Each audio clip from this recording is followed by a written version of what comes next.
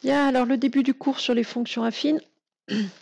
Une fonction affine, vous avez vu ça, les fonctions affines, depuis la troisième, normalement.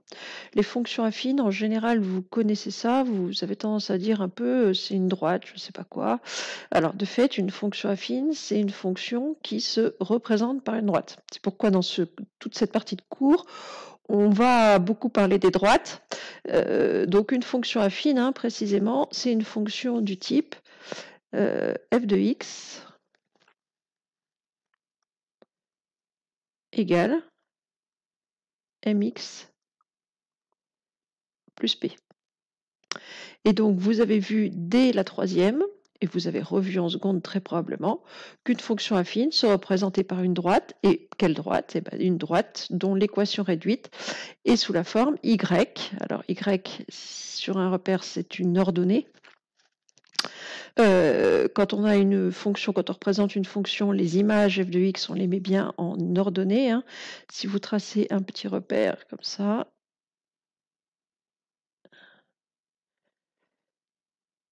vous allez toujours mettre y ici, x ici, et si on est sur une fonction, ici, là-haut, ce sont les images. Donc, en ordonnée, on va mettre f de x, ou encore les images. Quand on a revu les fonctions, hein, on a vu que les images se lisaient en ordonnée, les valeurs de x en abscisse. Donc, quand on dit y égale mx plus p, ça représente bien une fonction, f de x égale mx plus p. Alors, les deux nombres, là, m et p, portent des noms.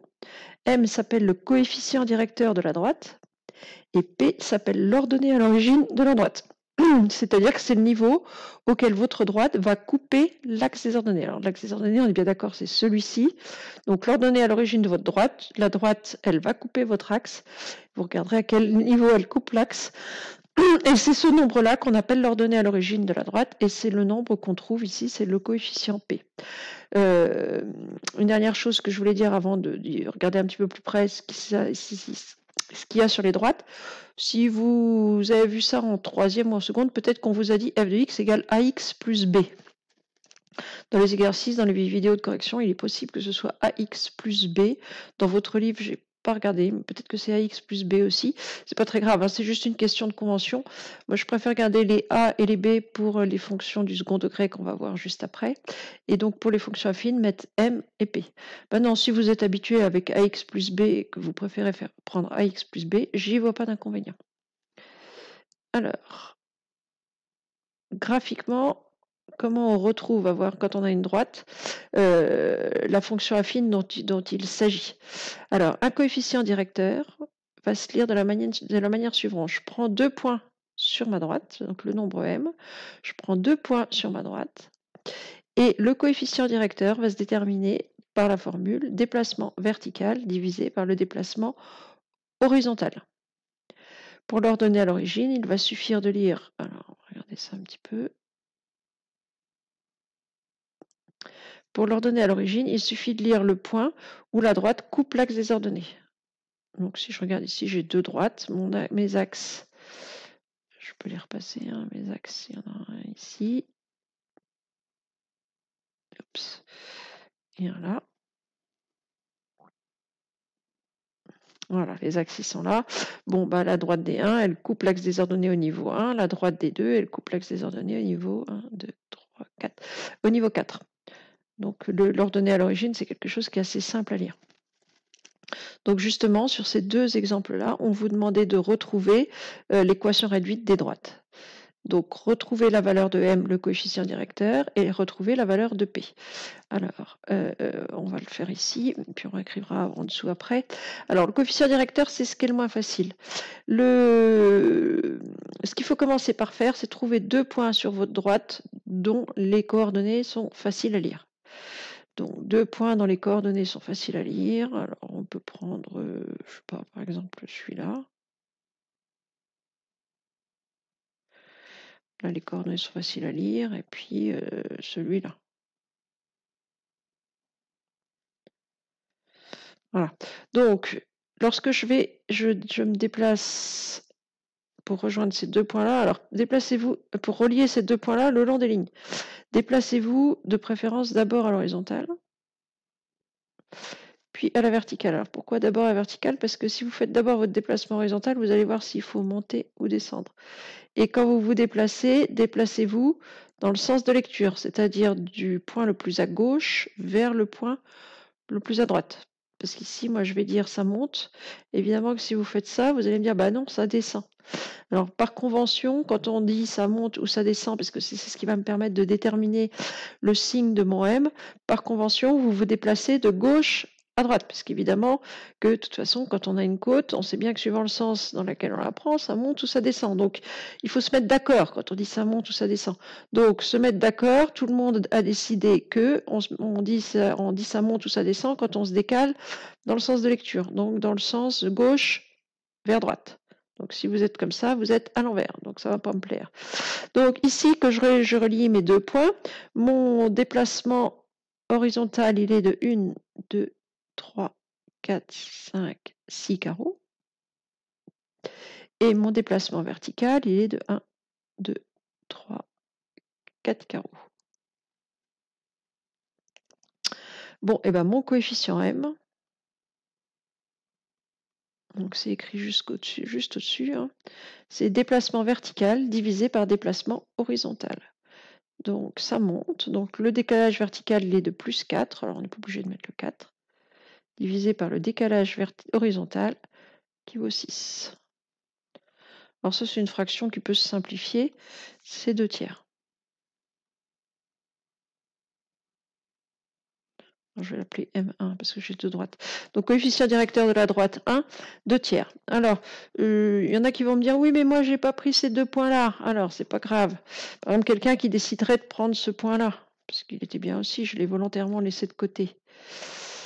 Il dit, bah moi, j'ai relié ces deux-là. Bon, bah c'est pas grave, vous allez relier comme ça. Et vous allez faire décalage vertical 2 sur décalage horizontal 3. Donc, vous allez avoir directement le 2 tiers.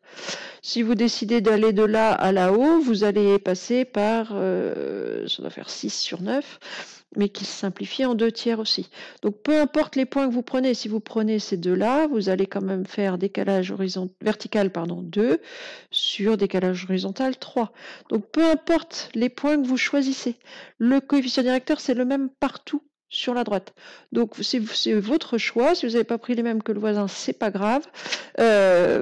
Par contre, choisissez-en deux dont les coordonnées sont faciles à lire. Parce qu'évidemment, si vous vous embêtez avec celui-là, par exemple, connaître le décalage vertical, si je prends ce point-là, ça va pas être commode puisque là, je sais pas trop combien j'ai de carreaux. Donc, arrangez-vous dans votre choix pour vous mettre de préférence dans les nœuds de quadrillage, c'est-à-dire sur des points à coordonnées entières. Ou en tout cas, pour lesquels on aura facilement les décalages.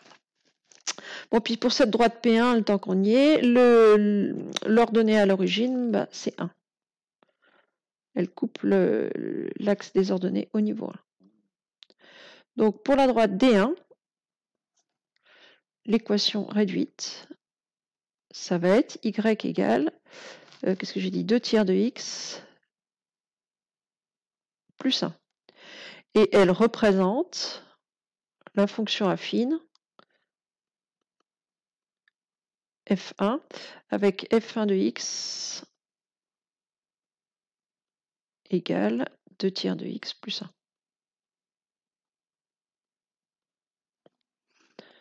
Ensuite, on va faire tout de suite pour la droite D2.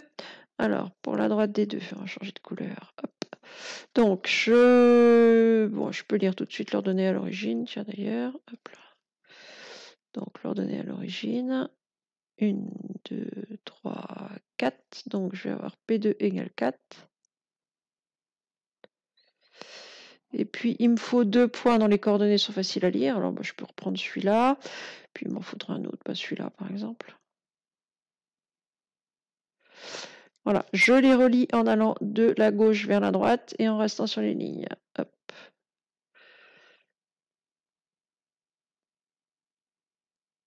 Voilà.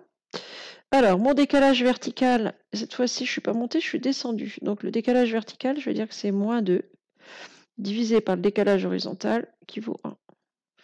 Donc, M2, le coefficient directeur de la droite D2, ça va être égal à moins 2 sur 1. Alors, on évite de laisser 1 sur 1, hein, c'est pareil que moins 2. Alors là encore, si vous ne choisissez pas ces points-là, si vous prenez, je ne sais pas moi, celui-ci, eh ben, vous allez faire moins 4 divisé par 2, vous allez retrouver moins 2. Donc pas d'importance sur le point que vous choisissez. Donc la droite des deux, son équation réduite, ça va être y égale moins 2x plus 4. Et elle représente la fonction affine f2. Représente f2, où on a f2 de x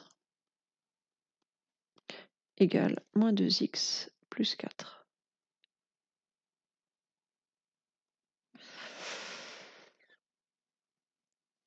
Voilà pour ça. Donc il y en a un autre juste après. Je vous propose de le chercher d'abord tout seul. Vous faites au crayon papier et puis vous irez voir la vidéo de correction juste après. Je vous la fais à part. Je risque de dépasser les 15 minutes. Donc cherchez-le d'abord avant d'aller regarder. Si vous avez bien compris l'exemple du dessus, ça devrait bien se passer. Vous le cherchez, je vous fais la vidéo de toute façon.